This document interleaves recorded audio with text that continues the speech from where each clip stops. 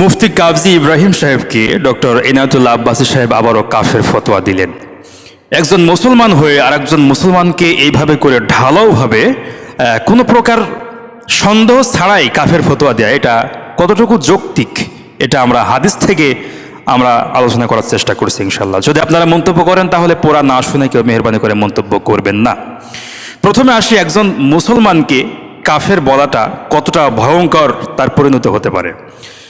হাদিসটি আব্দুল্লাহ ইবনে ওমর থেকে বর্ণিত। হাদিসটি সহিহ বুখারীর 2263, 2264, সহিহ মুসলিমের 79 নম্বর হাদিস এবং ইবনে হিব্বানের 483 নম্বর হাদিস।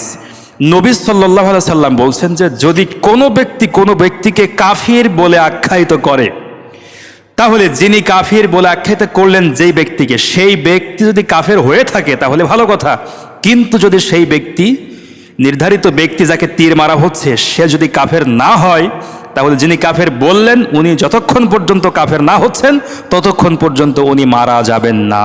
কত বড় ভয়ঙ্কর বক্তব্য! কোনো ব্যক্তি যদি তার কথা এবং কাজে কাফের হয়ে থাকে তো সে আল্লাহ পাকের সঙ্গে বুঝবে, আমি খামাখা সামনে মাঝখানে ফতোয়া দিয়ে আমি কেন আসামি হতে যাব? আপনি কি শিওর যে সেই ব্যক্তি নিশ্চয়ই কাফের হয়েছে?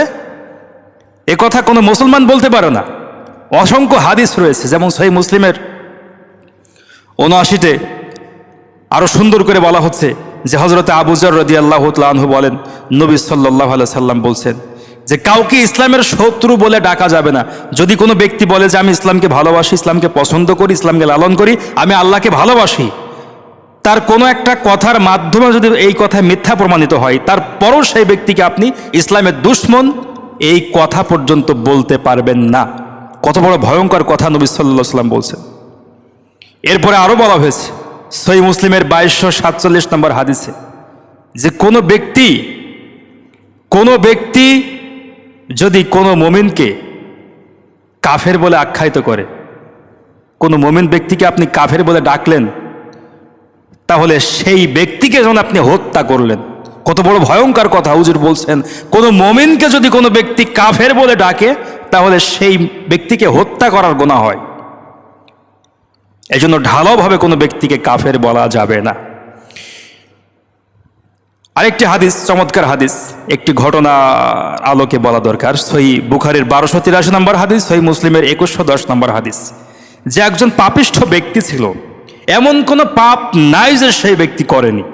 মৃত্যুর আগে সে সন্তানদেরকে ডাকলো, ডেকে বলল যদি আমি মারা যাই তোমরা আমার লাশটা পুড়িয়ে দিও, পুড়িয়ে যখন ছায়া হয়ে যাবে সেই ছায়ার কিছু অংশ তোমরা বাতাসে উড়িয়ে দিও এবং কিছু অংশ পানিতে ভাসিয়ে দিও। সন্তানেরা বলল বাবা এটি করব কেন?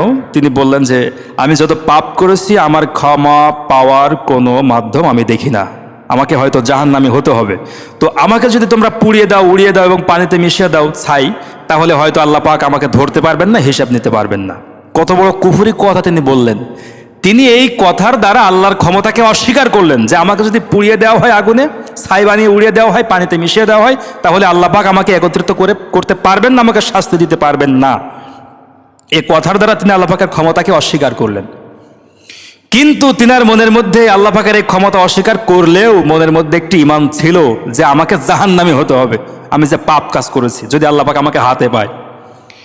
সেই ব্যক্তি মৃত্যুর পর আল্লাহ পাক তার দেহ আবার তৈরি করলেন এবং তাকে প্রশ্ন করলেন তুমি কেন এই কথা বলেছিলে, কেন বলেছিলে যে আমাকে পুড়িয়ে দিতে হবে, মাটিতে পানিতে মিশিয়ে দিতে হবে, কথা কেন বলেছ? তখন তিনি বলেন মাবুদ, আমি যে গুনাহ করেছি আমার পাপ ক্ষমা পাওয়ার মতো আমি হয়তো না, এজন্য ভয়ে কথা বলেছি।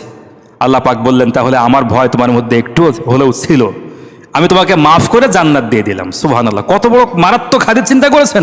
এত বড় একজন কাফের, কিন্তু তার মনের মধ্যে বিশ্বাস ছিল যে আমার এই কর্ম হয়তো মাফ হবে না, কিন্তু এই বিশ্বাস ছিল যে আল্লাহ পাক আমাকে শাস্তি দিবেন, তার এই ভয়টা ছিল। এতটুকু ঈমান থাকার কারণে জীবনের সমস্ত গুনাহ আল্লাহ পাক মাফ করে দিয়ে ব্যক্তিকে জান্নাত দিলেন। তো মুফতি কাজী ইব্রাহিমকে এমন ব্যক্তি যে তিনি আল্লাহ পাককে অস্বীকার করেন, তিনি কি বলেছেন?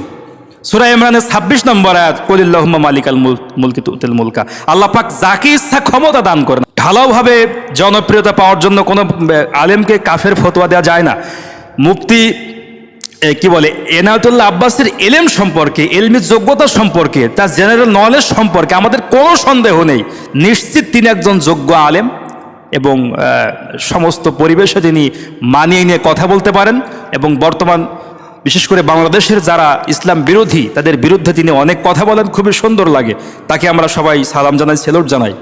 কিন্তু এখন বর্তমান পরিস্থিতিতে আলেমদেরকে যেখানে আল্লাহ পাক বলছেন ওয়াতাসিমু বিহাবলিল্লাহি জামিআ ওয়া লা তাফাররাকু, তোমরা এক হয়ে থাকো, বিভেদ সৃষ্টি করো না, তাহলে এটি কেন করেন? এটি তো করা যৌক্তিক না। আমরা তো আপনাদের কাছ থেকে এটা আশা করি না। আমরা ছোট মানুষ, আপনারা ভালো পথে যাবেন, আমাদেরকে ভালো ডিরেকশন দিবেন, কিন্তু মাঝে মাঝে আপনাদের থেকে আমরা এমন কিছু পাই যেটা কখনোই মেনে নেওয়ার মতো না। তো যেটা বলছিলাম, কাজী ইব্রাহিম সাহেব বলেছে যে রাষ্ট্রের মালিক আল্লাহ, রাজত্বের মালিক আল্লাহ। এই পৃথিবীতে যত নবী আসছে, পৃথিবীর উম্মতরা তাদের কি ভোট দিয়ে নবী বানিয়েছে? মুসা নবীর উম্মতেরা ভোট দিয়েছে, তিনি নবী হয়েছেন, এমনি হয়েছে? ইব্রাহিম আলাইহিস সালামের উম্মতেরা তাকে ভোট দিয়েছে, তিনি নবী হয়েছেন, এমনি হয়েছে? ঈসা নবীর উম্মতেরা ভোট দিয়ে তাকে নবী বানিয়েছে, বিশ্ব নবীর উম্মতেরা তাকে ভোট দিয়ে নবী বানিয়েছে। বিষয়টা কি এমন? না, এমন না। ভোটের মাধ্যমে যেমন নবী হয়নি, বাংলাদেশে ডক্টর ইউনূস ঠিক তেমনিভাবে ভোটের মাধ্যমে উনি ক্ষমতায় আসেননি, এ কথা উনি বোঝাতে চেয়েছেন। বিগত এরশাদ আসছিল, উনি কি ভোটের মাধ্যমে আসছিল? শেখ মুজিবুর আসছিল, ভোটের মাধ্যমে আসছিল? বিগত ফ্যাসিস্ট সরকার, হাসিনা আওয়ামী লীগ সরকার বিগত কয়েক বছর ধরে, 15-16 বছর ধরে ক্ষমতা ছিল, সে কি সঠিক ভোটের মাধ্যমে আসছিল? তো ডক্টর ইউনূস এর কথা কাজী ইব্রাহিম সাহেব বলতে চাচ্ছেন, আমি ওনার দালালি করছি বিষয়টা এমন না, আমি চাচ্ছি যে বিষয়টা সঠিক কোনটা সেটা আমি বলতে চাচ্ছি। কাজী ইব্রাহিম সাহেব বলতে চাচ্ছেন যে যেমনিভাবে ভোট ছাড়াই আল্লাহ পাকের মনোনীত বান্দা আল্লাহ পাক নবী করেছেন, ঠিক তেমনিভাবে ডক্টর ইউনূসকে ভোট ছাড়া নবীরা যেমন দায়িত্ব পেয়েছেন, ঠিক তেমন ভোট ছাড়া ইউনূসকে আল্লাহ পাক এই বাংলাদেশের ক্ষমতা দিয়েছেন। উনি এই কথা বোঝাতে চাচ্ছে। আর এর মধ্যে আপনি কুফুরির গন্ধ কি করে পান? এইভাবে যদি আলেমরা পরস্পর, বাংলাদেশের বাঘা বাঘা আলেম, আপনারা প্রথম কাতারের আলেম, আপনারা বাংলাদেশের দিকে তাকালেই মুফতি কাজী ইব্রাহিম, এনায়েতুল্লাহ আব্বাস, এই সমস্ত বড় বড় বাঘা বাঘা আলেমদের নাম আমাদের চোখে ভাসে। আর আপনারা যদি পরস্পরের মধ্যে এমন সৃষ্টি করেন, কাজী ইব্রাহিম সাহেব বলছিলেন কি আপনি জানেন যে এনায়েতুল্লাহ আব্বাসে, আমি তো আপনাকে খুবই ভালোবাসি, আমি যে আপনাকে কত ভালোবাসি আমি তো বলি না, মনের মধ্যে কতটা দরদ নিয়ে তিনি এই কথা বলেছেন। আর আপনি কোথায় কি শুনলেন? মিডিয়াতে সামান্য কয়েক মিনিট বক্তব্য, হয়তো একটা ছোট্ট একটা ক্লিপ শুনলেন, আর আপনি সেটাকে বাছ বিচার না করে কাফের ফতোয়া দিয়ে দিলেন। যদি আল্লাহ না করুক উনি কাফের না হয়, তাহলে তো কাজী ইব্রাহিম সাহেব যদি কাফের না হয়, হাদিস অনুযায়ী কয়েকটা হাদিসের নাম্বার আমি বললাম, বুখারী মুসলিমের হাদিস, ইবনে মাজার হাদিস, ইবনে হিব্বানের হাদিস, তাহলে তো আব্বাসী সাহেব কাফের না হয়ে তো মারা যাবেন না। হয় কাজী ইব্রাহিম কাফের হবে, না আব্বাসী কাফের হবে।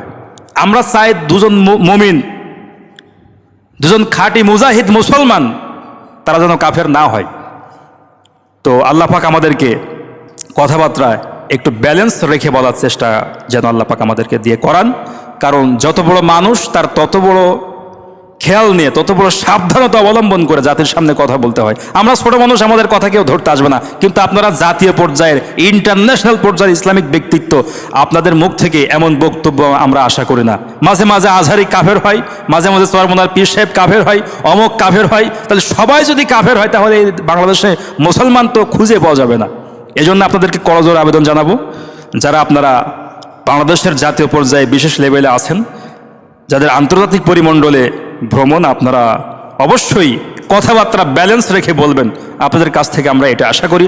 আল্লাহ পাক আমাদেরকে সবাইকে ভালোবাসা মহব্বতের সঙ্গে, যাতে করে আমরা বাংলাদেশে থাকতে পারি এবং দিন কায়েমের ব্যাপারে কোনো রকম মত পার্থক্য সৃষ্টি না করে, কাঁধে কাঁধ মিলিয়ে যারা বাতিল ইসলামের পরীক্ষিত দুশ্মন, যারা চূড়ান্ত দুশ্মন, তাদের বিরুদ্ধে আমরা যেন সোচ্চার হতে পারি এবং সবাই যারা আমরা মুসলমান এক থাকতে পারি। আল্লাহ পাক আমাদের সবাইকে তৌফিক দান করুক।